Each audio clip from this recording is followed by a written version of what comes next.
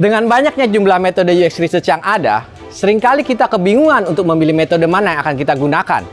Apakah Anda juga pernah merasa seperti itu?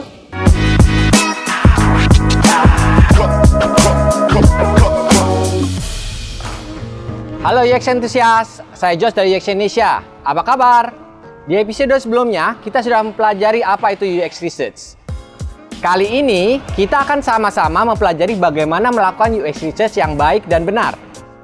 Untuk melakukan UX Research, banyak sekali metode yang kita bisa gunakan.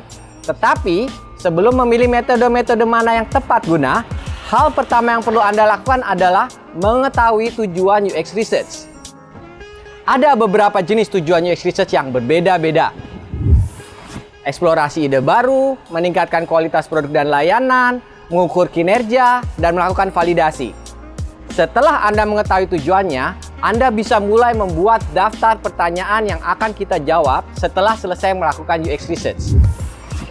Berikut adalah contoh-contoh pertanyaan yang kita rencanakan untuk dapatkan jawabannya setelah selesai melakukan UX Research.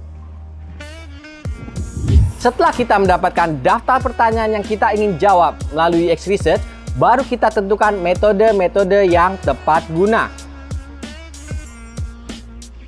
Siapkah Anda untuk melakukan UX Research dengan metode yang tepat guna? Jika Anda membutuhkan bantuan, Anda dapat menghubungi Josh@uxindo.com atau tim UX Indonesia. Salam UX Indonesia!